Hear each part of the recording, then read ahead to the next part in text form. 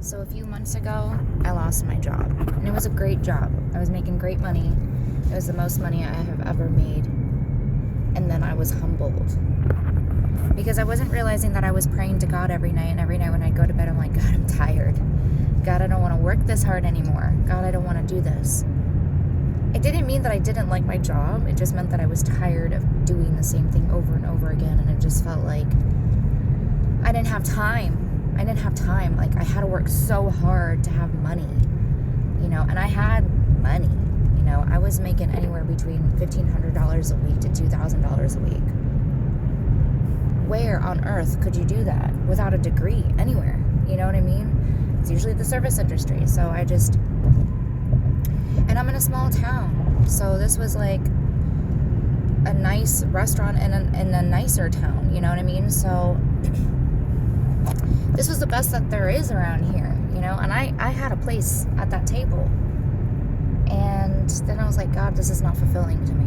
It's not speaking to me on a soul level. So literally overnight, lost my job. And it's not that I was fired. I quit.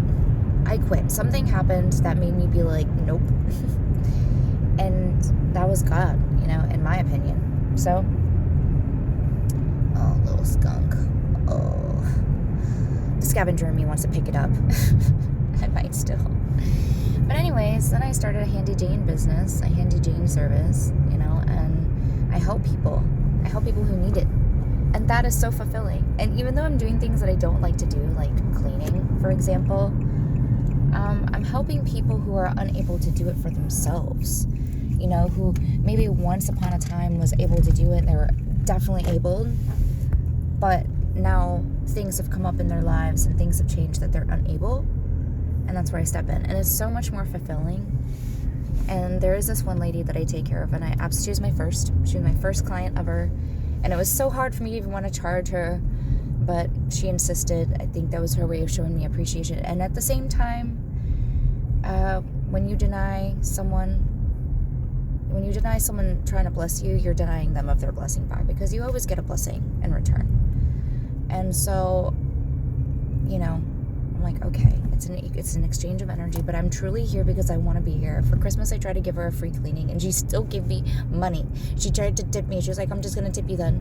I'm like, and she insisted. She's one of those women where you just don't argue with her. So, and she ended up tipping me more than I would have charged her.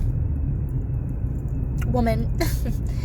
But she's on hospice, and who knows how much she has to live. They told her it was only like 3 weeks to 3 months or something like that.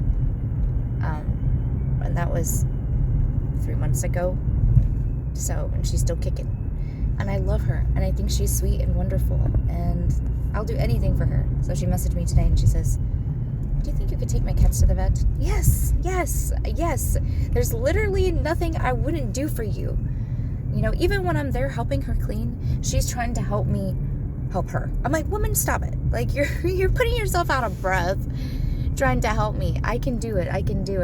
And she's so funny because she says, you work too fast. You're not going to make money this way. I was like, woman, I'm not trying to make money off of you. I'm not trying to make my money from you. Like, this is not what I'm here for. And she's like, well, you better do it for other people or something. I was like, yeah, sure.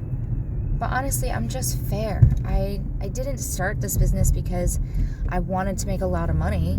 I started this because I just needed some money.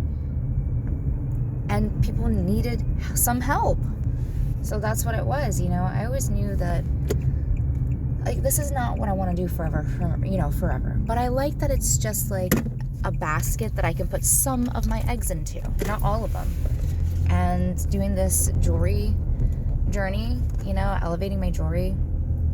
I say business, but it's not much of a business. I started jewelry making because I felt passionate about it, because I love to adorn myself. I'm not wearing much because obviously I'm being cozy and I'm in my cozy sweater, but I did it because I enjoyed.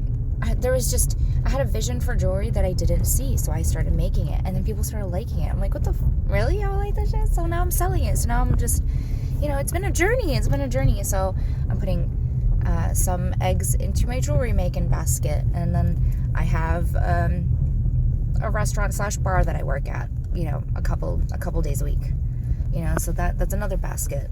So it's really nice. It frees me up. It keeps me clear in the brain, and I'm not nearly as depressed as I was. So this is good. I'm still trying to get my footing and figure everything out, but I'm glad to be here. I'm glad it's happening. Anyways, I just wanted to do this mainly for me, so I can look back on this one day and be like, wow, I remember when I was there. Yeah. All right, I'll talk to you guys later. Bye.